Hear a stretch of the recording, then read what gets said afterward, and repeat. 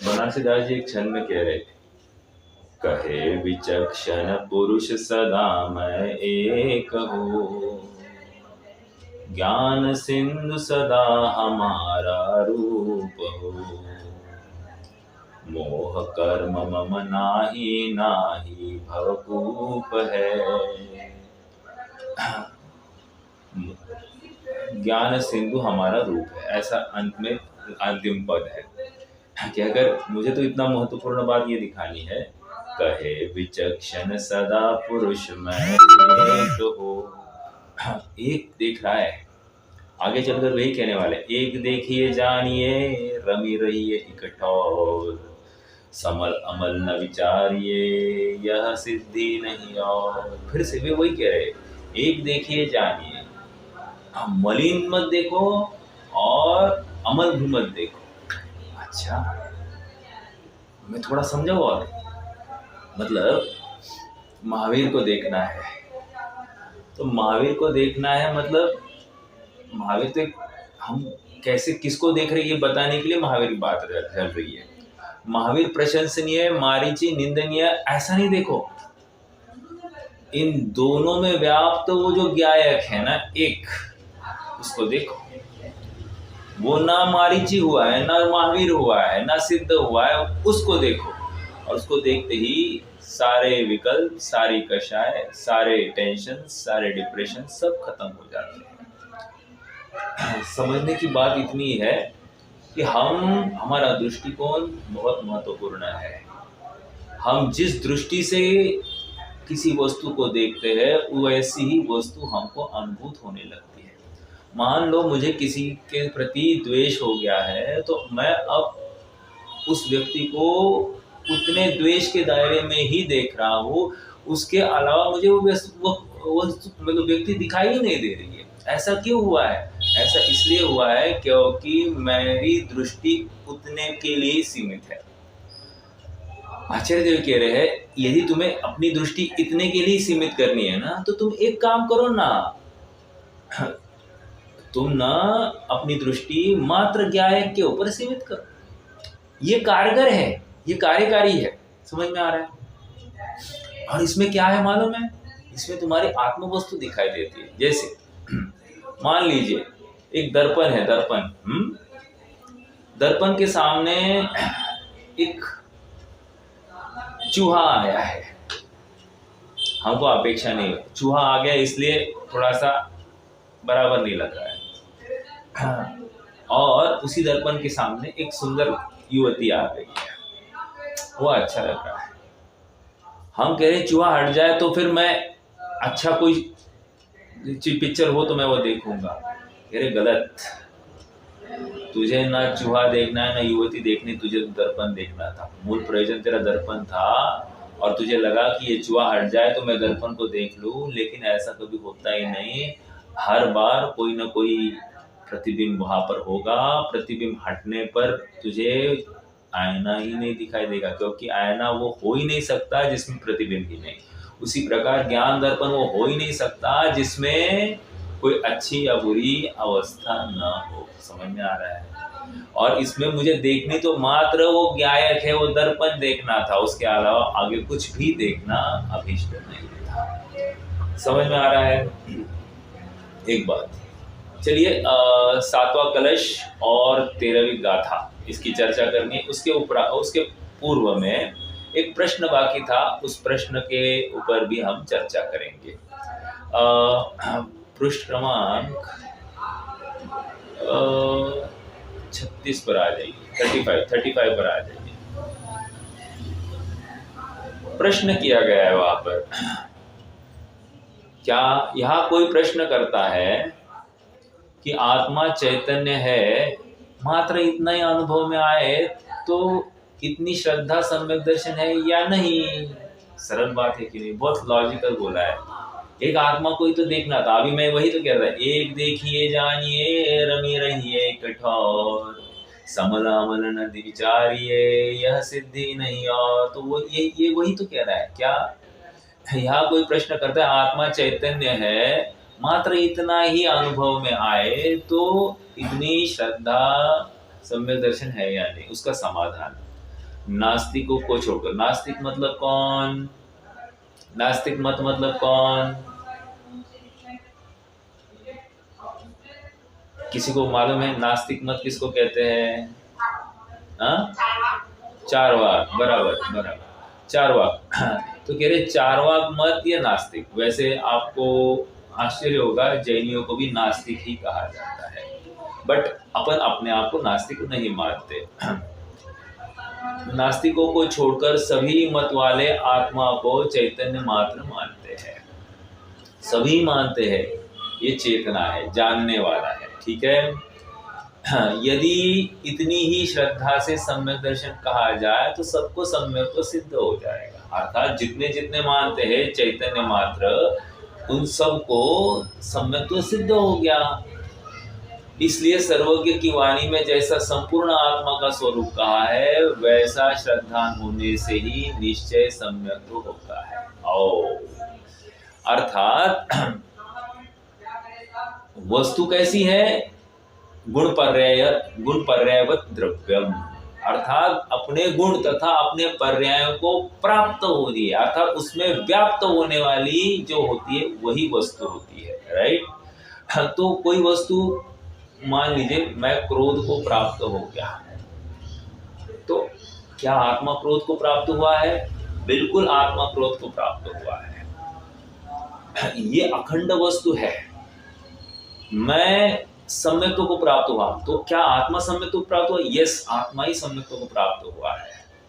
वह आत्मा ही सम्यक है, वह आत्मा ही क्रोध है। और सुनो, आगे चलकर मैं मोक्ष को प्राप्त हुआ तो वह आत्मा ही मोक्ष है, ये कथन चलते हैं। लेकिन इन सब में जो एक था, वो ज्ञायक भाव, उसकी दृष्टि होने पर ये पूरी श्रृंखला खड़ी होती है।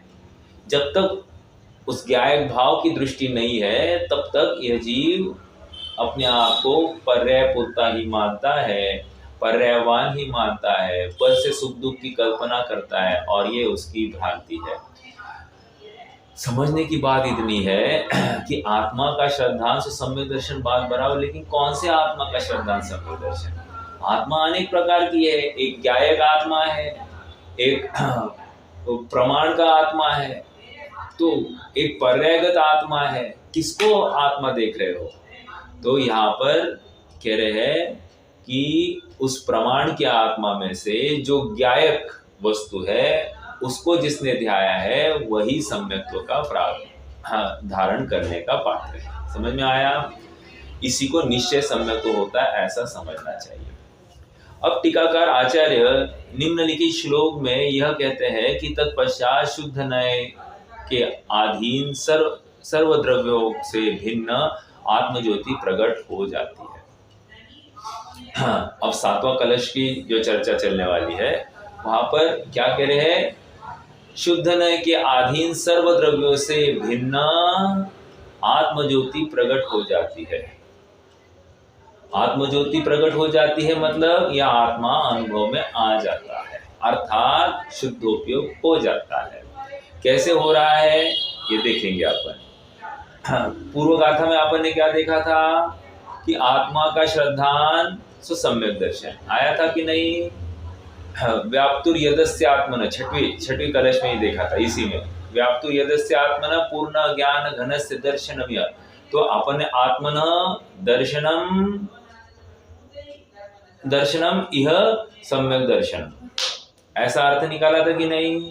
और फिर बाकी अनेक विशेषण लगाए गए थे, लेकिन मूल बात क्या थी? आत्मा का दर्शन सम्यक दर्शन, राइट।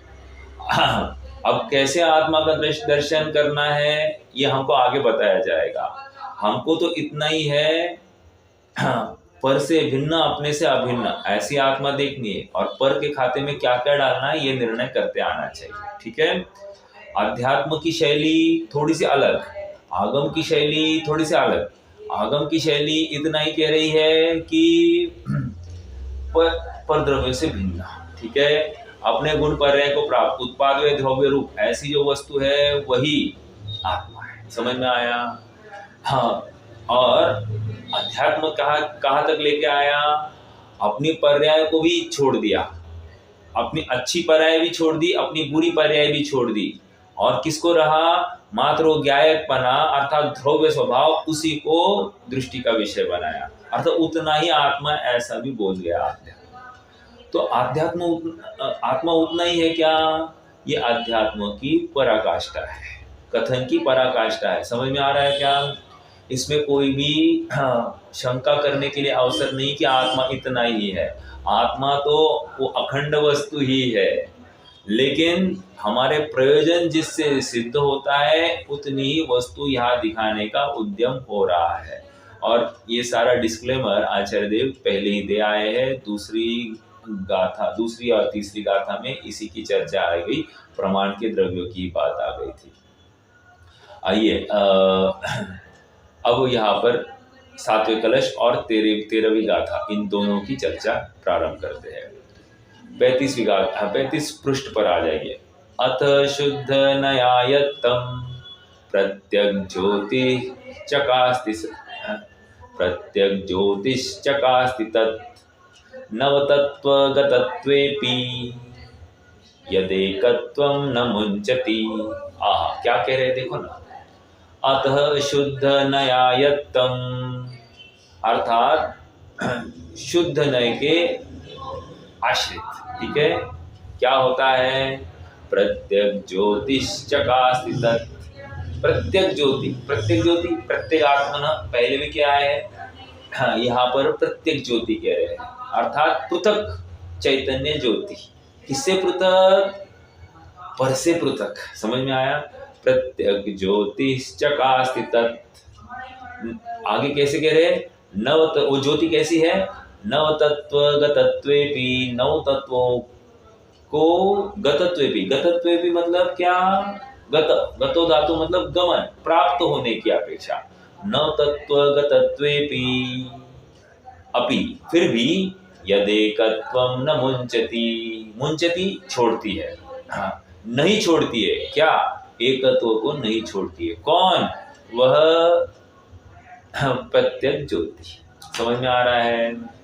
अपने कह रहे नौ तत्वों को प्राप्त भी हो रही है और फिर भी अपने एकत्व को नहीं छोड़ती। समझ में आ रहा है क्या? दो बातें कह रही है। आत्मा परिणामी भी है, अपरिणामी भी है।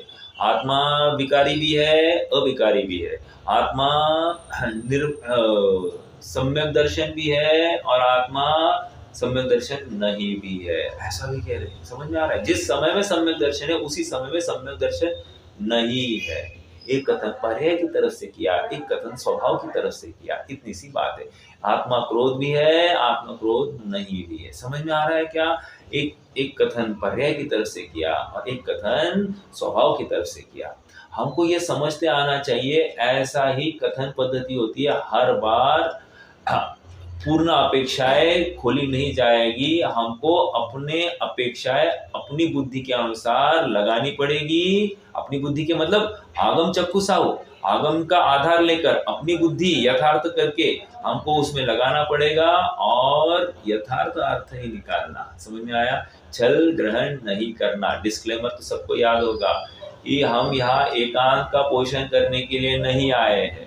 हाँ, करना है तो सम्यक एकांत करेंगे, लेकिन ये अनेकांतात्मक वस्तु है, अनंत धर्मात्मक वस्तु है, इसलिए इसके लिए स्यात् वचन ही आवश्यक है और स्यात् वचन में अनेक विवक्षाएं उत्पन्न होती ही होती है।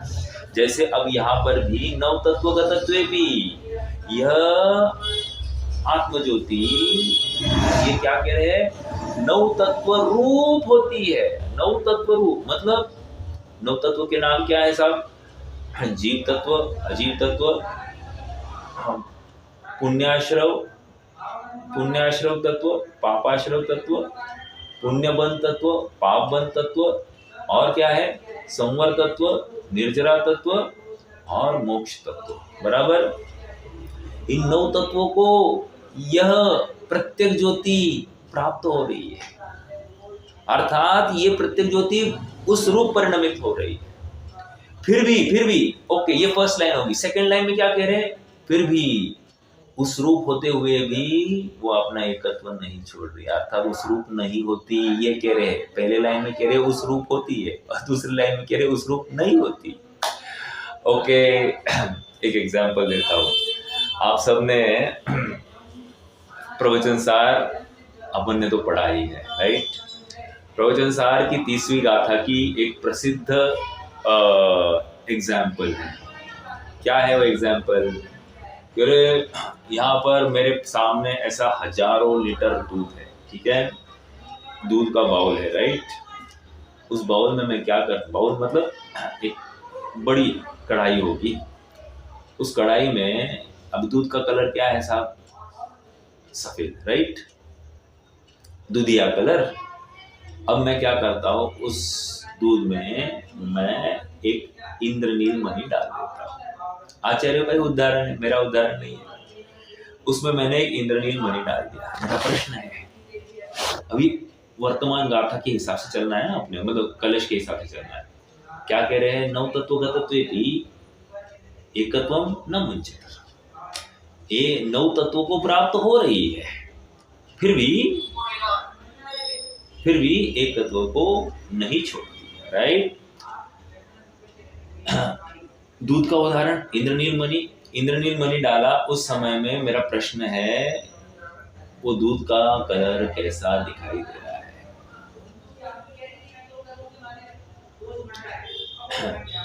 नीला है कि नहीं है? होना ही चाहिए बराबर। ऐसा कहीं भी संदेह होगा क्या? किसी को पता नहीं है कि ये दूध कौन से कलर का होता है।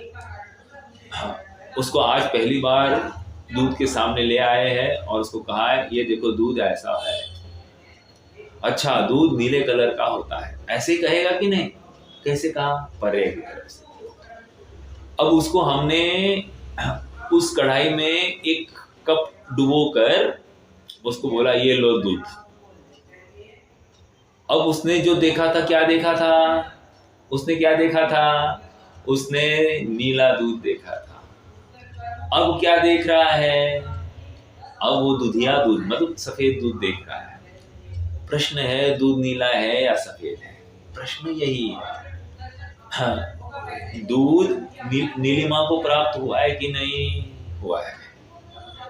हाँ, अब हम दूध को बाहर निकाला, उस समय दूध नीलिमा को प्राप्त है या नहीं है। तो दूध, अभी सच बताइए, दूध नीलिमा को प्राप्त है या नहीं है? तो आप किसी अपेक्षा से वो नीलिमा को प्राप्त हुआ है, किसी अपेक्षा से नीलिमा को प्राप्त नहीं हुआ है। पर्याय दृष्टि से देखो तो नीलिमा है, और स्वभाव दृष्टि से देखो तो नीलिमा नहीं है।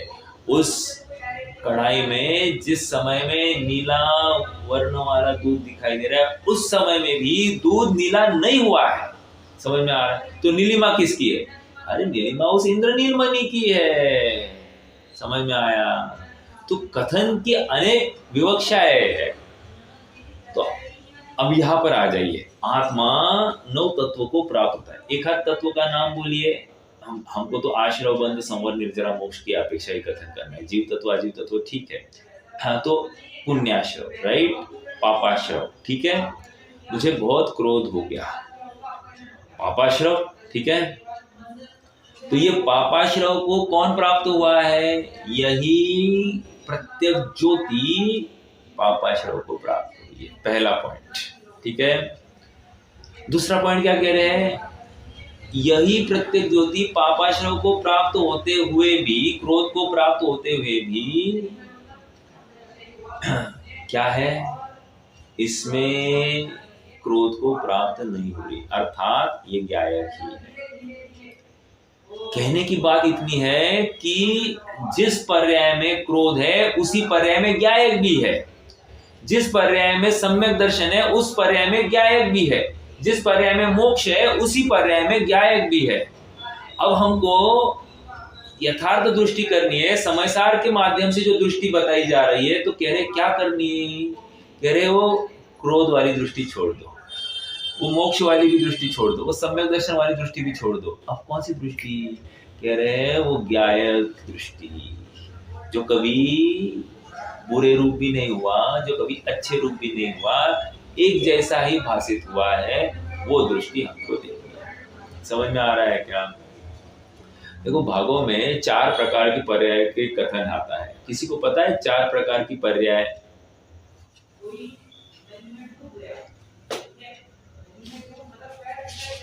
नहीं पता होगा, मुझे मालूम है। 4 प्रकार की पर्याय है। विराधक पर्याय एक। अब कोई बोलेगा दूसरी पर्याय कौन सी है? साधक पर्याय। ओके। तीसरी पर्याय कौन सी है? साध्य पर्याय तीसरी। चौथी पर्याय कौन सी है? अब तो बोलो। लाक्षणिक पर्याय। कौन सी पर्याय कही? लाक्षणिक। 4 पर्याय कौन सी? विराधक पर्याय, साधक पर्याय, साध्य पर्याय, लाक्षणिक पर्याय। ओके। अब कौन कौन है ये भी विचार करते हैं। जैसे विराधक पर्याय। विराधक पर्याय किसको कहेंगे साहब? जो आत्मा से विमुख है उसको अपन विराधक पर्याय कहेंगे। जिस पर्याय में आत्मा का भान नहीं है, पर पदार्थ में अपनत्व है, पर पदार्थ में कर्तृत्व भाषित होता है, उस पर्याय को हम विराधक कहेंगे। समझ में आया? कौन सी है? मुझे विश्व भोगों में प्रवृत्ति अच्छी लगती है, मुझे रुपया पैसा धनार्जन करना अच्छा लगता है, मुझे भोजन खाना अच्छा लगता है, मुझे किसी से बातें करना अच्छा लगता है। समझ में आ रहा है? ये जितनी भी बातें हैं, अर्थात आत्मा इस शरीर संबंधी व्यवस्था करने में मुझे अच्छा लगता है। किसी को चौका ही अच्छा साफ करना अच्छा लगता है, किसी को अपना जो कपबोर्ड है उसको एकदम सजाना अच्छा लगता है, किसी को घर सजाना अच्छा लगता है। अच्छा लगने के अनेक अनेक पहलू है। तो ये जो अच्छा लगना है आत्मा को छोड़कर अन्य जितनी चीजें हैं, ये क्या कह रहे हैं? ये विराधक पर्याय है। समझ में आया? विराधक पर्याय एक। दूसरी साधक पर्याय क्या है? जहां अन्य पर्याय में अन्य कार्य में प्रवृत्ति है, लेकिन पूर्ण स्थिरता नहीं है, थोड़ी अस्थिरता, थोड़ी स्थिरता, और वो जितनी भी अस्थिरता है ना उसको लेकर खेद है।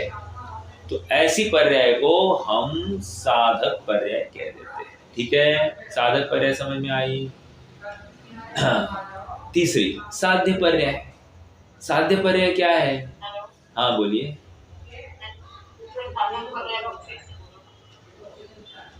देखो, साधक पर्याय वो है जिसमें थोड़ी अस्थिरता है, थोड़ी स्थिरता है। ठीक है? सच कहना चाहिए, थोड़ी स्थिरता और उसके साथ थोड़ी अस्थिरता। राइट? जो स्थिरता है उसी की उपासना करना है, उसी को ध्यान का भाव है। और जो अस्थिरता है उसमें खेद वर्तता है, वो आनंद से वहां पर प्रवृत्ति नहीं कर रहा है, बहुत खेद पूर्वक, मतलब जबरदस्ती उसको उस आग की भट्टी में डाला है, ऐसा लगता है। आया है ना पंचम गुणस्थान वाले का कथन आया है, वो कैसे उसको लगता है। पंचम गुणस्थान वाले की दशा कैसी बताई गई है? कह रहे जैसे किसी चोर को गधे पर बिठाकर उसका मुंह काला कर दिया गया है और उसको सारे गांव में घुमाया जा रहा है, उस समय में वो चोर कैसा अनुभव करता है? कितनी गिल्टी फीलिंग होती है। अरे सबने मुझे देख लिया, अरे मैं अपराधी, मुझे पकड़ा गया और मैं सबके सामने मेरा सारा अपराध खुल गया, मेरा दोष खुल गया। खेद है कि नहीं? उसी प्रकार साधक जीव को जो अस्थिरता है उसमें इस जाति का खेद होता है। ओ, मैं साधना कहाँ करनी थी और मैं ये क्या कर रहा हूँ। अब लोग मुझे ज्ञानी के रूप में देख रहे हैं और मैं ज्ञानी होते हुए मैं कितनी इन विषयों में मेरी प्रवृत्ति होगी, खाने के लिए कितनी आस्था है, स्त्री पुत्र आदि का कितना करने का भाव होता है, उसको ये सब बोझा लगता है। समझ में आया? ये अस्थिरता है इस जाति की। बोझा तो लगता है लेकिन करता तो है। समझ में आया? इसको हमको लोक में हम क्या कहेंगे? मायाचारी लगती है। राइट? लेकिन देखो ना, मायाचारी यद्यपि ऐसी ही लगती है, फिर भी इस जीव की परिणति को कौन पकड़ सकता है? एक ज्ञानी ही इस जीव की परिणति को पकड़ सकता है। तो कहते हैं ना, विद्वज्जन विजानाति विद्वज्जना परिश्रमम। क्या कह रहे हैं? विद्वज्जन ही विद्वज्जनों का परिश्रम जानते हैं, उनका प्रयास, उनका यत्न एक विद्वान ही जान सकता है। मुझे क्या समझाना है? मुझे इतना ही समझाना है स्थिरता अस्थिरता, ठीक है। साध्य साधक पर्याय, उसमें कुछ स्थिरता कुछ अस्थिरता, यूं कहो बढ़ती हुई स्थिरता और घटती हुई अस्थिरता। ओके, ये बात है। साध्य पर्याय पूर्ण स्थिरता वाली पर्याय, ओके, पूर्ण स्थिरता वाली पर्याय वो साध्य पर्याय। जिसको मुझे साधना था, अर्थात जिसको मुझे प्राप्त करना था, वो गंतव्य, वो साध्य पर्याय, ठीक है, मोक्ष, ठीक है। और लास्ट में है एक लाक्षणिक पर्याय। लाक्षणिक पर्याय मतलब क्या? लाक्षणिक पर्याय मतलब जो जानने देखने वाली पर्याय को लाक्षणिक पर्याय कहते हैं। समझ में आया? लाक्षणिक मतलब जानने देखने वाली पर्याय। मेरा प्रश्न है आप सबसे, हाँ, फिर से बताओ, ये चार एक बार रिपीट भी कर लेते हैं ना। विराधक पर्याय आश्रव बंध, साधक पर्याय संवर निर्जरा, साध्य पर्याय मोक्ष, लाक्षणिक पर्याय जानने देखने वाली पर्याय। मेरा प्रश्न है, इन चारों में से, इन चार पर्याय में से मुझे कौन सी पर्याय पर दृष्टि करनी चाहिए? पर्याय ही है, सभी पर्याय है, ठीक है। और अभी अभी अपन कह रहे थे कि किसी पर्याय पर दृष्टि नहीं करनी है, ध्रुव पर दृष्टि करनी है। अब यहाँ पर अपन बात ही ऐसी आई कि लाक्षणिक पर्याय, तो किसके ऊपर दृष्टि करनी? लाक्षणिक पर्याय। क्यों?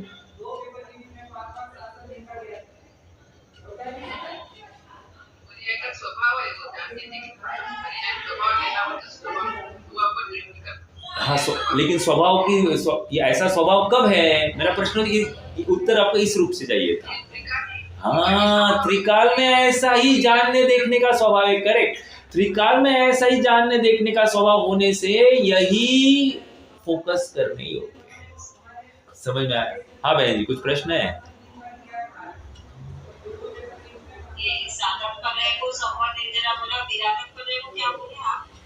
आश्रव बंध, आश्रव बंध। लाक्षणिक पर्याय वो दृष्टि का विषय है, अर्थात वो द्रव्य है। पकड़ में आ रहा है क्या? या इसी को प्रत्येक ज्योति भी कह दो, कोई प्रॉब्लम नहीं। समझ में आया? प्रत्येक ज्योति पृथक आत्मा। हाँ बोलिए बोलिए, हाँ बोलिए।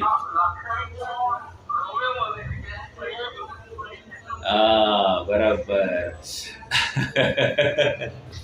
अब प्रश्न आने लग गए, ठीक है। देखो, उत्पाद व्यय द्रव्य युक्तम सत, बराबर, सत द्रव्य लक्षण। मेरा प्रश्न है, उत्पाद व्यय सत है कि नहीं है? उत्पाद सत, व्यय सत। कितने समय का सत है? उत्पाद एक समय का, व्यय एक समय का सत। द्रव्य, द्रव्य, द्रव्य क्या है? बोलिए ना कोई तो। ना, द्रव्य भी सचमुच एक समय का ही सत है। यस, एक समय का ही सत है, एक समय का। बट वो त्रिकाल में ऐसा ही पाया जाता है, इसलिए उसको त्रिकाल ही बोल दिया गया है। समझ में आ रहा है क्या? जैसे सिद्ध अवस्था कितने समय की है? सिद्ध अवस्था कितने समय की? अब मैं अवस्था ही कह रहा हूं, फिर भी आप मुझे उत्तर दीजिए। एक समय की है, बराबर। और किसी अपेक्षा ऐसी की ऐसी है, इसलिए अनंत काल के लिए सादी अनंत पर्याय, बराबर है कि नहीं? उसी प्रकार इस द्रव्य को त्रिकाली क्यों कहा जाता है? क्योंकि त्रिकाल में एक जैसा ही पाया जाता है तो वो एक ही समय का। इसीलिए मालूम है आपको, प्रकृति कहते हैं कि प्रकृति ने हमको प्रत्येक समय में अवसर प्रदान किया है। वो अवसर इस द्रव्य को देखने के रूप में दिया है। वो अवसर वो विराधक पर्याय, साधक पर्याय, साध्य पर्याय के रूप में नहीं दिया है। प्रकृति जो अवसर दे रही है, वो अवसर का सचमुच उपलब्धि हमको इस द्रव्य को देखकर होगी। और वो द्रव्य त्रिकाल ऐसा ही है, इसलिए यद्यपि वो एक समय का ही सत है, फिर भी उसको त्रिकाल सत कहा जाता है। कहा जाता है, ये ऐसी टोन है। इस टोन को याद रखना। समझ में आ रहा है क्या? इसमें कोई भी शंका नहीं होनी चाहिए। है तो वो एक समय की, लेकिन वो त्रिकाल एक जैसी होने से, देखो अगर हम त्रिकाली मान ले, उसको त्रिकाली मान ले, उस द्रव्य को त्रिकाल मान ले, वो बदलता ही नहीं ऐसा मान ले, तो क्या होगा? बदलता नहीं मतलब वही का वही रहेगा, वैसे का वैसा नहीं, वही का वही। वैसे का वैसा मतलब नवीन नवीन नवीन नवीन, वही का वही मतलब नवीन भी नहीं हो रहा है। तो क्या होगा? सचमुच फिर वस्तु टूट जाएगी, वस्तु बनी ही नहीं रहेगी। तो एक ही वस्तु में एक स्थायी अंश है और एक अस्थायी अंश है। देखो देखो, पानी पानी पानी का लेते हैं, मैं हमेशा यही उदाहरण देता हूँ। हाँ, गर्म पानी है, गर्म पानी, गर्म पानी आज आग को बुझाने की ताकत रखता है कि नहीं रखता है? अब देखो, रखता है। गर्म पानी को आप हाथ पर डाल दो ना, एकदम गरम गरम उबलता पानी हाथ पर डाल दो, क्या करेगा? जलाएगा, बराबर है कि नहीं? लेकिन हम कह रहे हैं वो गर्म पानी को, गर्म पानी में उसका आग बुझाने वाला स्वभाव विद्यमान है।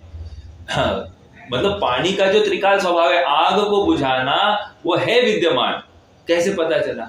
उस आग पर डालो ना, डालो उस आग पर, बुझी नहीं तो हमको बता देना, गर्म पानी डालना, बुझी जाएगी। इसका मतलब उसका जो त्रिकाल स्वभाव है उसने छोड़ा ही नहीं। समझ में आ रहा है? छोड़ा नहीं, परंतु अभी तो वो गर्म हुआ। अभी अभी आप कह रहे थे, हाँ, गर्म गर्म अवस्था में भी उसका एक स्वभाव जो प्रत्येक समय में सेम टू सेम रहता है, प्रत्येक समय में सेम टू सेम रहता है। उस सेम टू सेम रहने वाले पर्याय को हमने त्रिकाली कह दिया। सचमुच वो भी एक ही समय में है, अगले समय में वो भी नवीन होना, लेकिन वैसे का वैसा होने वाला है। क्या कहा? अगले समय में वैसे का वैसे होने वाला है, फिर भी उसको हमने, फिर उस न्याय से हमने उसको त्रिकाली कह दिया, उसी को दृष्टि का विषय कह दिया। सचमुच प्रत्येक समय में वस्तु नवीन होती है का अर्थ पूर्ण 100% बदल रहा है, अर्थात उत्पाद भी नवीन है। पुराना वो व्यय जो है वो पहले की पर्याय का नाश हुआ है, और द्रव्य जो है वो भी नवीन ही है, लेकिन वैसे का वैसा है। समझ में आया? वैसे का वैसा मतलब पूर्व में जैसा था वैसा ही अभी नवीन पर्याय में वो द्रव्य बना वैसा ही है, इसलिए हमने उसको त्रिकाली कह दिया। ओके, ऐसा है। देखो और एक बात, जब त्रिकाली कहते हैं तो प्रमाण का द्रव्य भी त्रिकाली होता है, याद रखना। और दृष्टि के विषयभूत आत्मा भी, अर्थात जो द्रव्य है वो भी त्रिकाली कहा जाता है। तो कौन सा त्रिकाली कह रहे, इसका भी हमको बराबर अंदाजा लगाना।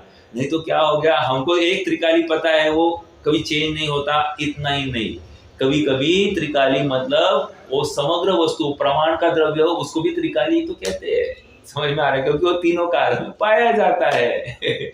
तो और गुण पर्याय सहित ही पाया जाता है, तो इस न्याय से उसको भी त्रिकाली कहते हैं। दृष्टि के विषय वाले आत्मा को, वो आत्मा के अंश को भी त्रिकाली कहा जाता है। तो गड़बड़ नहीं करना, जहां पर जैसी अपेक्षा है वैसी अपेक्षा लेना, ठीक है? ओके। हाँ बोलिए बोलिए। एकार्थवाची, एकार्थवाची है, यही प्रश्न था ना, मतलब हाँ हाँ, राइट राइट। नहीं नहीं, फर्क नहीं, एकार्थवाची है। द्रव्य देखो ना, शब्द एक्चुअली आप उत्पाद व द्रव्य, ध्रुव नहीं है, द्रव्य है। द्रव्य मतलब क्या? द्रव्य पना। वो पना मतलब क्या? वो कायम रहने वाला है, वैसे का वैसा रहने वाला है, इसलिए पना ऐसा आता है, द्रव्य पना। और वो पना मतलब सारभूत पदार्थ उसी में आता है। देखो एक अपन हाँ, आम के दिनों में वो कैरी का पना पीते हैं ना, पना, वो पना क्या होता है, सार ही तो पीते हैं कि नहीं, बराबर है कि नहीं। तो सारभूत पदार्थ को पना कहते हैं। तो ऐसा ही ये सारभूत पदार्थ है, इसलिए ये पना है, लेकिन ये उस समय का ही पना है, लेकिन वो तीनों काल में ऐसे का ऐसा रहता है, इसलिए उसको ध्रुव कहते हैं। और ध्रुव वो त्रिकालता की अपेक्षा कथन है, और वर्तमानता की अपेक्षा उसको ध्रुव्य कहते हैं। लेकिन आप ध्रुव्य या ध्रुव कुछ भी फर्क नहीं, एक अर्थवाची है। समझ में आया? देखो और एक बात,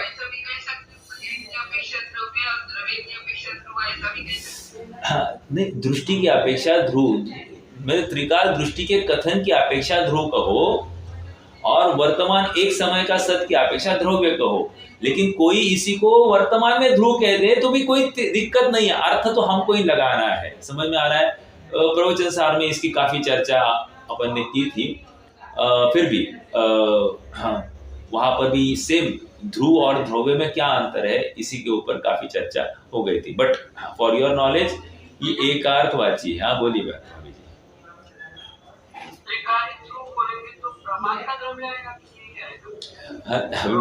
नहीं, वही तो कह रहा हूँ, हमको अपेक्षा लगानी, कथन अभी समय सार की बात चल रही है ना।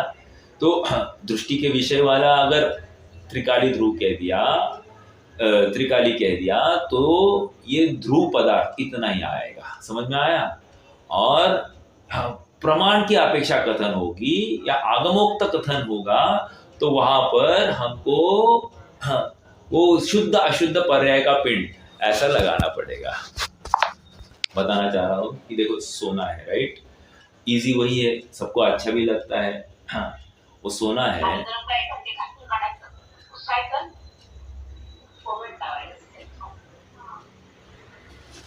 सोना है, राइट। ध्रुव्यपना मुझे समझाना है। सोना है, आज सोने का कंगन है, राइट। उस सोने का कंगन को मैंने अब हार में कन्वर्ट कर दिया, ठीक है। प्रश्न है मेरा कि सोने के कंगन में जो ध्रुव है और हार में जो ध्रुव है वो सेम है या अलग है? अब ये थोड़ा सा विचारणीय बिंदु होता है कि नहीं। हमको ध्रुव देखना है, ध्रुव्य। तो यहाँ पर कह रहे सोने के कंगन में जो ध्रुव्य है वो अलग था इन द सेंस उस समय का सत था, और हार के अवस्था में जो सोना है वो हार के समय का ध्रुव, वो सत अलग है। समझ में आ रहा है क्या? अर्थात सेम ही है, फर्क कुछ नहीं हुआ है, फिर भी प्रत्येक अवस्था के साथ वो ध्रुव्य भी बदला है, वैसे का वैसा ही है, लेकिन बदला है, ये समझना है मुझे। तो वो उसके ऊपर फोकस करना था। उदाहरण देकर मैं ये समझाना चाह रहा हूं कि पूरा द्रव्य ही बदल गया है। तो पूरा द्रव्य बदल गया है तो अर्थात वो ध्रुव्यपना भी बदल गया है, लेकिन वैसे का वैसा ध्रुव्यपना उत्पन्न हुआ है, इसीलिए उसको त्रिकाली ध्रुव कह देते हैं। आप पकड़ रहे मतलब भैया, तो वो त्रिकाली ध्रुव इस अपेक्षा से ले रहे, वैसे का वैसा हुआ है, लेकिन प्रत्येक समय में नवीन ही है, ये याद रखना। ओके। और कोई कहे वो बदलता ही नहीं है, हाँ तो बदला नहीं ना, कैसे बदला? अरे वैसे का वैसा दिखाई दिया, उसको नहीं बदलना कहते हैं, लेकिन बदला है, ये बात बिल्कुल सही है। अपरिणामी सर्वथा नहीं, आप कौन से दृष्टि से देख रहे हो उस वस्तु को, वैसे दिखाई देगी। आप उस ध्रुव को अपरिणामी स्वभाव से देखोगे तो बिल्कुल वो वैसी की वैसी है, इसलिए बदली नहीं ऐसा कहा जाएगा। लेकिन आप उस ध्रुव को परिणमन अर्थात चेंज की तरफ से देखोगे तो बिल्कुल चेंज हुआ है। उदाहरण देता हूं, और एक याद आ गया उदाहरण।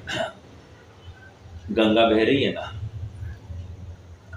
गंगा बह रही है, इलाहाबाद का घाट, कानपुर का घाट, लखनऊ का घाट, ऐसे घाट है कि नहीं है? तो गंगा वो पानी वही है या चेंज हो रहा है? चेंज हो रहा है, फिर भी उस घाट को वही घाट नाम दे रहे हैं ना। पानी तो चेंज हो रहा है लेकिन घाट को वही नाम दे रहे हैं कि नहीं? मुझे क्या समझाना है इसमें? समझाना इतना ही है कि घाट वही है, घाट वही है, मतलब क्या, इन शॉर्ट द्रव्यपना वैसे का वैसा पाया जा रहा है, लेकिन पानी तो बदलते जा रहा है। ठीक है, उदाहरण इतना खास बैठा नहीं है, मैं भी समझ रहा हूँ, बट आप समझने की कोशिश कीजिए। हालांकि उस गंगा में हमको एक कॉमन चीज क्या देखने है, वो बहने वाली, फ्लोइंग। हमको गंगा पूज्य है कि नहीं? हाँ गंगा पूज्य है। कौन सी गंगा पूज्य है? अरे पूरी गंगा पूज्य है, बराबर है कि नहीं? पूरी गंगा पूज्य है, लेकिन किसी विशिष्ट स्थान पर वो अधिक पूज्य मानी जाती है, राइट? जैसे सम्यक दर्शन या पंच परमेष्टि की अवस्था, ये अधिक पूज्य मानी गई है। हाँ, हाँ, इसका मतलब वो उतना ही पूज्य है ऐसा नहीं, पूरी गंगा ही पूज्य है, लेकिन उसके परिणमन की तरफ से देखे तो हमको ये पाया जाता है कि भाई एक विशिष्ट अवस्था इज पूज्य और विशिष्ट अवस्था इज अपूज्य। तो इस न्याय से पूज्य अपूज्यपना हुआ, लेकिन ऐसा होते हुए भी प्रत्येक अवस्था में गंगा पूज्य है, ये जब हम कहेंगे तो उस पूज्यपने का कारण वो द्रव्यपना है। समझ में आ रहा है? वो सेम है। इसलिए वंदित्व सर्व सिद्ध करके सब में सिद्धत्व की स्थापना कर दी है, अर्थात निगोदिया जी भी सिद्ध समान दिखाई दे रहा है, और मैं भी सिद्ध समान, एक दहशतवादी आतंकवादी भी सिद्ध समान दिखाई दे रहा है, एक मतलब विरोधक भी सिद्ध समान और अपना भी सिद्ध समान, सभी सिद्ध समान दिखाई दे रहे हैं। ये इस दृष्टि का कमाल है। इस चश्मे के माध्यम से हमको और कुछ भी दिखाई नहीं दे रहा है। समझ में आ रहा है? हमको वस्तु अलग दिखाई नहीं दे रही, प्रत्येक जीव वो सिद्ध समान ही दिखाई दे रहा है। इस दृष्टि का ये कमाल है। और ऐसा जब होता है तो विकार होने के लिए कोई अवसर नहीं होता। ठीक है, हाँ, आइए अब थोड़ा सा और चर्चा मुझे करनी है। ये 13वीं गाथा भी एक बार पढ़ ही लेते हैं। हाँ, 7वां कलश अपन ने पढ़ा है, उसके भाव को भी पढ़ेंगे आगे चलकर। पहले 13वीं गाथा भी पढ़ लेते हैं, क्योंकि दोनों का इंटर रिलेशन है।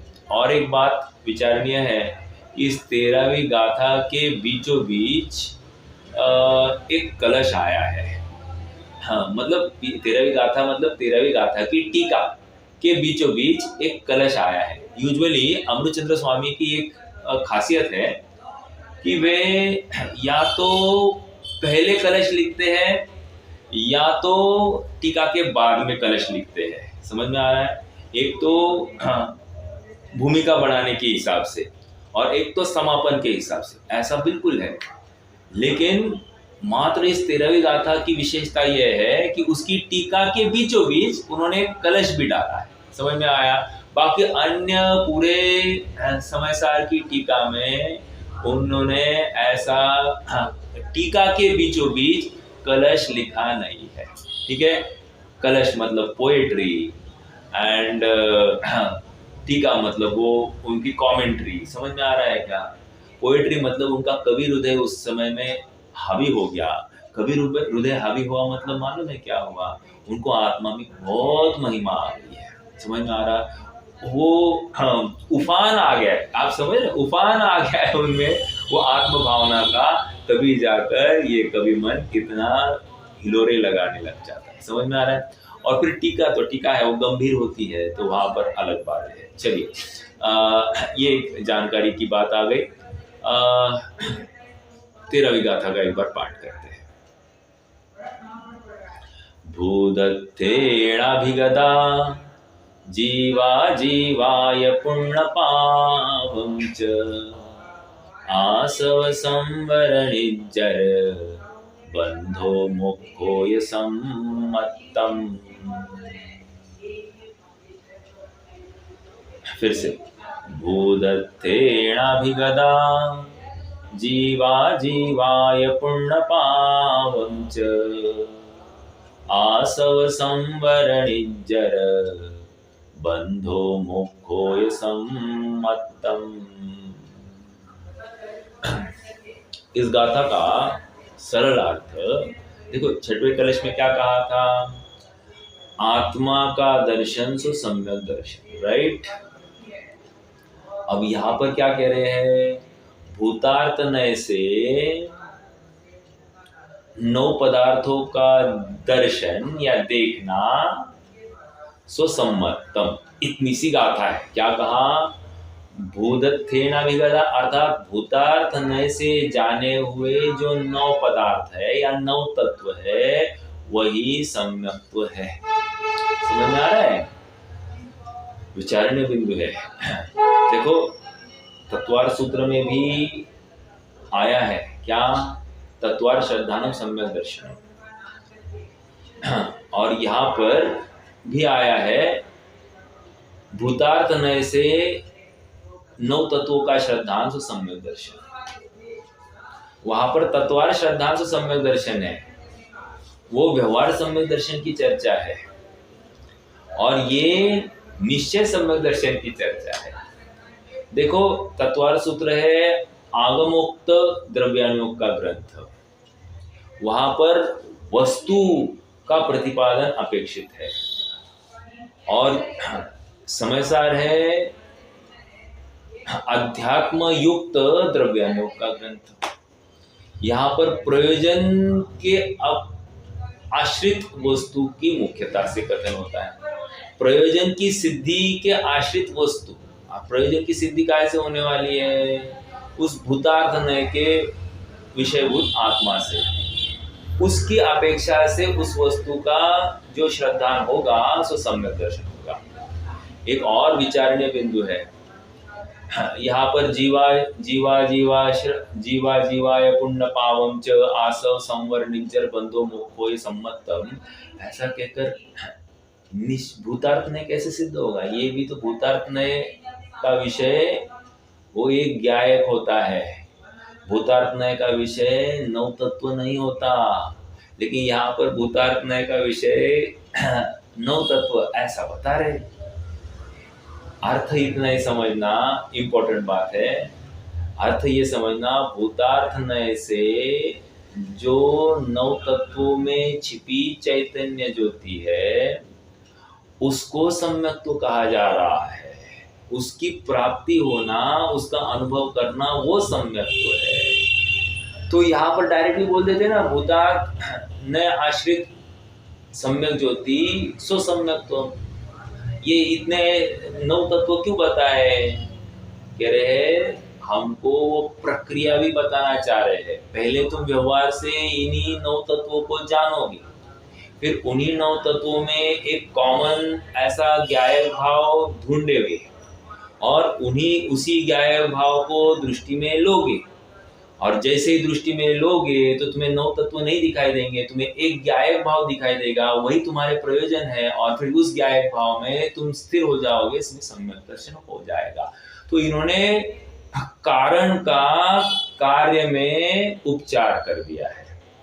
ये कारण है, मतलब ये नौ पदार्थ, ये कारण, इनका चिंतन ये कारण, और कार्य क्या है, सम्यक्त्व। तो भूतार्थ नय से इन नौ तत्वों को देखना मतलब पहले व्यवहार से इनका निर्णय करना, उसमें एक ज्ञायक आत्मा ढूंढना, और उस ज्ञायक आत्मा को दृष्टि में लेते ही तुम्हें सम्यक्त्व हो जाता है। ये यहाँ पर कथन कर रहा है। ओके, कंफ्यूजन काफी होता होगा, मैं समझ रहा हूँ। अपन जैसे टीका पढ़ेंगे तो और क्लैरिटी आएगी। मुझे और अभी देखो एक 10-12 मिनट नहीं होगा, फिर भी मैं जितना पूरा हो सकता है वैसा करेंगे चर्चा। हमने भागों में वितराग विज्ञान में कौन सा पाठ है, 7 तत्वों का पाठ है, राइट। 7 तत्वों का पाठ है, वहां पर 7 जीव तत्व की, मतलब 7 तत्व संबंधी 4 विवक्षाएं इंपॉर्टेंट है, बताई गई है वहां पर। आप में से कोई बता सकता है कि ये 4 विवक्षाएं कौन सी है? जीव, अजीव, आश्रव, बंध, संवर, निर्जरा, मोक्ष, ये 7 तत्वों की चर्चा 4 विवक्षाओं के माध्यम से बताई गई है। ये सब जिनागम के आधार से ही कही गई है। कहाँ 7 तत्वों का निरूपण किस प्रकार से किया गया उसकी चर्चा है। हाँ, चलो मैं ही बता दूं, समय भी जाएगा। देखो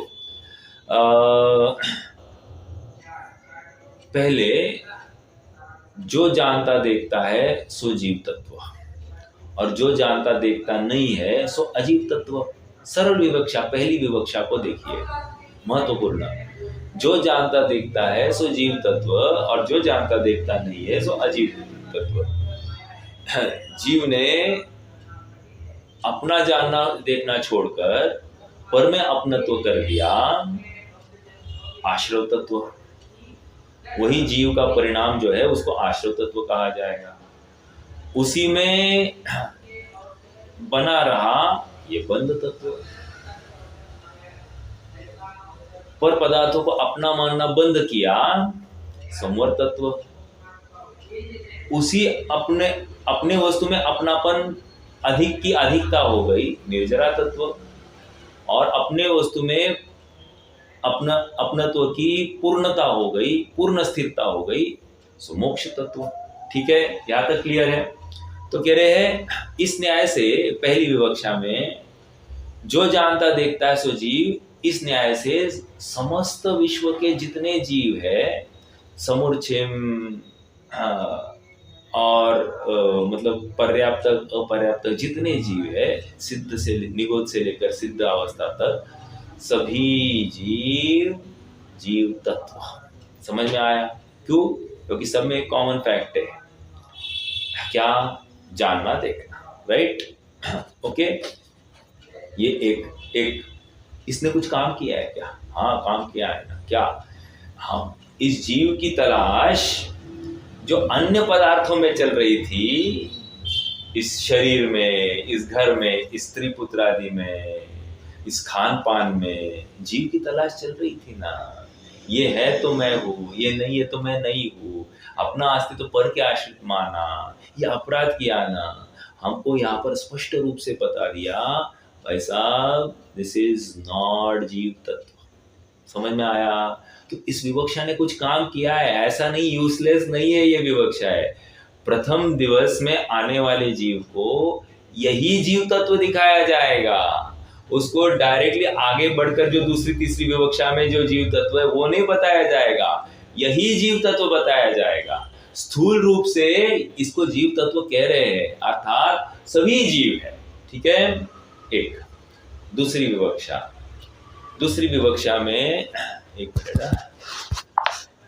दूसरी विवक्षा में कह रहे हैं, जिसमें पहली विवक्षा में क्या था? जिसमें जानना देखना पाया जाए।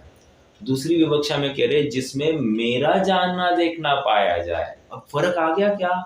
जिसमें मेरा जानना देखना पाया जाए वो जीव तत्व, और जिसमें मेरा जानना देखना नहीं पाया जाए वो अजीव तत्व। मेरा प्रश्न है आपसे, पहली विवक्षा में और दूसरी विवक्षा में फर्क है क्या? एक। और दूसरा फर्क है तो इस फर्क से कुछ लाभ हुआ है क्या? ये आपको मुझे बताना है, फटाफट बताइए।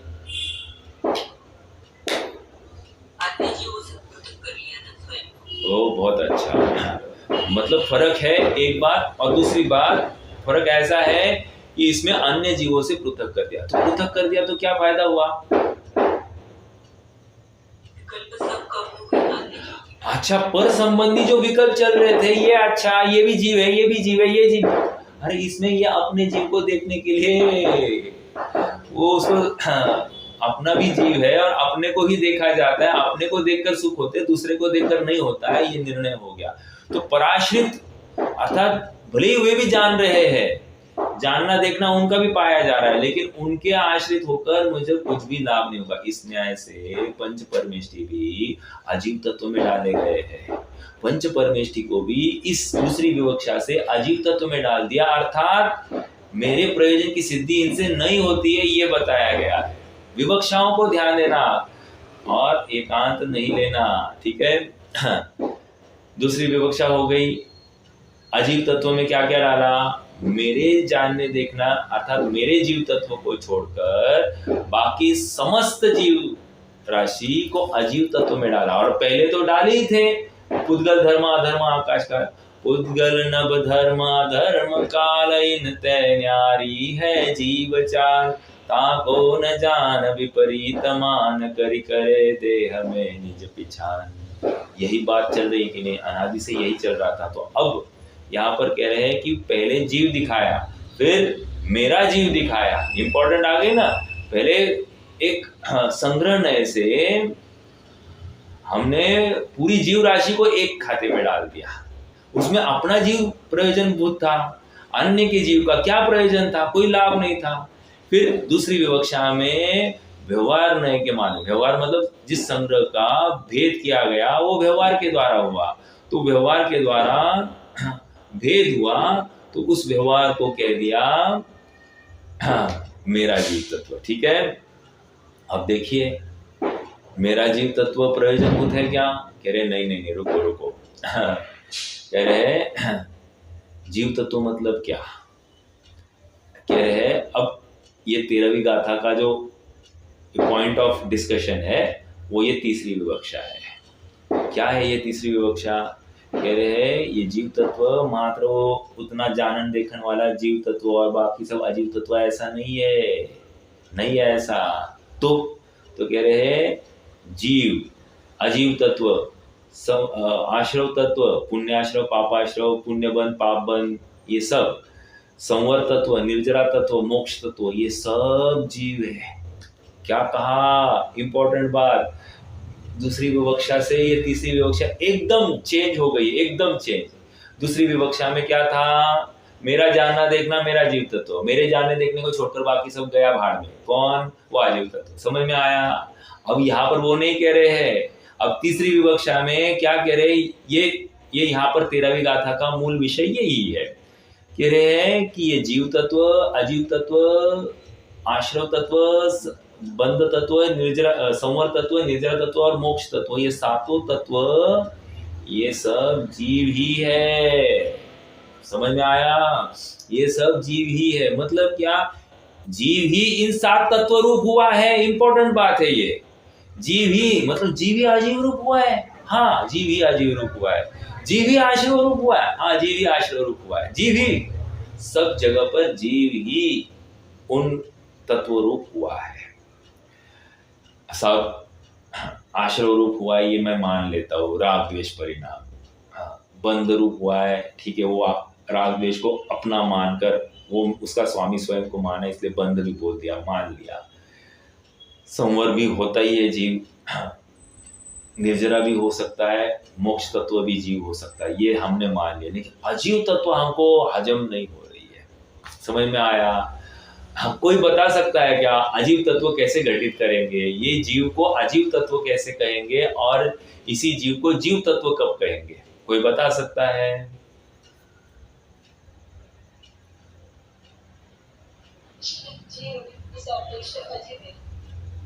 फिर से परद्रव्य को अपना माना, वो तो गया कहाँ पर? आश्रव तत्व में। अपना मानना हो गया ना, गया आश्रव तत्व में। जीव तत्व और अजीव तत्व, इतनी सी बात है। अपना मानना छोड़ दिया, वो संवर, ये हो गया। यहाँ पर मुझे जीव तत्व और अजीव तत्व चाहिए, थोड़ा सा इंपॉर्टेंट बात है। हाँ, और उसकी पर्याय जो है वो एक समय के बदले अजीव से इस अपेक्षा से अजीव है। अच्छा, थोड़ा सा समीप आए थे लेकिन पूरी बात नहीं है ये। झलक रहे हैं। हाँ, जितने ज्ञान में भी ये झलक रहे हैं। हाँ, वो झलकने वाले कुछ पदार्थ हैं जो हम अजीव हैं। हाँ, और जो झलकन को जान रहे हैं वो है जीव। अच्छा अच्छा, ठीक है, आपने काफी पास आए हैं, बहुत पास आए हैं। ठीक है, देखो ऐसा है, जीव कैसा है? स्वपर प्रकाशी, जान, वो जो जानना है स्व प्रकाशी और पर प्रकाशी है, बराबर। कह रहे जब स्व जानने में आया, जो स्व जानने में आया तो उसको कहेंगे जीव तत्व, और जिस ज्ञान पर्याय में पर जानने में आया वो हो गया अजीव तत्व। समझ में आया? मतलब मेरा जानना देखना तो वहां तो ठीक था, लेकिन जिस जानने देखने में स्व आया वो हो गया जीव तत्व, और जिस जानने देखने में पर आया वो हो गया अजीव तत्व। अर्थात पर को जानना ये अजीव तत्व में डाल दिया। ये ऐसा क्यों किया? ऐसा इसलिए किया क्योंकि हुए तो सब जीव में ही है, जीव ही उस रूप परिणमित हुआ है, लेकिन उस दृष्टि से मुझे व्यग्रता है, इसलिए वो भी मुझे अभिष्ट नहीं है, पर भी अभिष्ट नहीं है, और मेरा जानना हुआ है, ये बात भी सही है। लेकिन इन 7 तत्वों में क्या है, जीव ही व्याप्त है। जीव ही व्याप्त है मतलब ज्ञायक ही व्याप्त है। ओके, ये 7 जीव तत्व ही है, 7 जीव ही है, लेकिन इनमें एक कॉमन ज्ञायक व्याप्त है। किसमें, कैसे ज्ञायक व्याप्त है? जैसे जीव तत्व लिया, जीव तत्व में क्या है? जीव तत्व में मेरा जानना देखना है, मेरा जानना हुआ, राइट, मेरा जानना है, बात बराबर है, लेकिन ज्ञायक है कि नहीं? वहां पर बराबर ज्ञायक है। अजीव तत्व में भी पर जानने में आया, बात बराबर है, वह जाना किसने? मैंने ही जाना है, फिर भी वहां पर ज्ञायक है कि नहीं है? जो पररूप हुआ नहीं है एक, और यहाँ पर जीव तत्व में जो स्वरूप हुआ नहीं है। फिर से समझ में आ रहा है क्या? जीव तत्व में स्व जानने में तो आया, लेकिन वो ज्ञायक स्वरूप नहीं हुआ। और यहाँ पर कह रहे उस ज्ञायक को देखना है। इस 9 तत्वों में व्याप्त या प्राप्त हुई जो प्रत्येक ज्योति है, वो प्रत्येक ज्योति अर्थात वो ज्ञायक है, उस ज्ञायक को देखना मेरा प्रयोजन है, जो कभी जीव तत्व रूप नहीं होता, अजीव तत्व रूप नहीं होता, उसमें व्याप्त रहता है। एक देखो, नहीं होता कहना है तो हो रहा है, यही जीव तत्व, यही ज्ञायक जीव तत्व रूप परिणमित हुआ है, यही ज्ञायक अजीव तत्व रूप परिणमित हुआ है, यही ज्ञायक आश्रव बंध संवर निर्जरा मोक्ष रूप परिणमित हुआ है। ऐसा होते हुए भी ये ज्ञायक रूप ही है।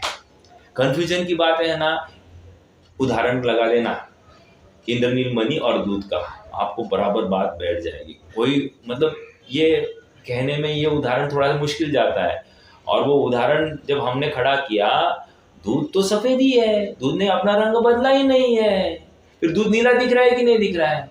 अरे उस कढ़ाई में देखो तो नीला ही है, इंद्रनील मणि निकालो तो कढ़ाई का दूध सफेद हो रहा है कि नहीं हो रहा है? अर्थात उस पर्याय को थोड़ा सा पृथक करके देखो ना, हमको पर्याय को पृथक करके देखना है, फिर वहां पर क्या दिखाई देगा? ज्ञायक दिखाई देगा। समझ में आ रहा है?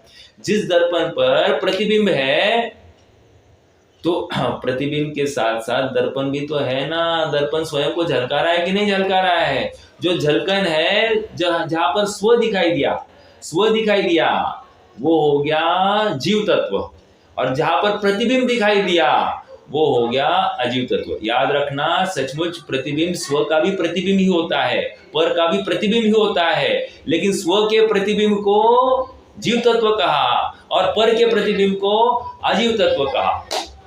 आप पकड़ रहे हैं क्या मेरी बात को? थोड़ी सी टफ हुई होगी बात, अपन इसकी चर्चा चाहो तो कल करेंगे। अगर आपको समझ में आया तो वेरी गुड, और नहीं तो मैं प्रवचन लोड करूंगा, आप अंतिम 5 मिनट 10-15 मिनट आप शांति से सुनेंगे तो आपको ये बात बिल्कुल हजम हो जाएगी शांति से। और वितराग विज्ञान का गाइड आपको पढ़ना है तो ये विषय और अच्छे से आपको पकड़ में आएगा। समझ में आ रहा है?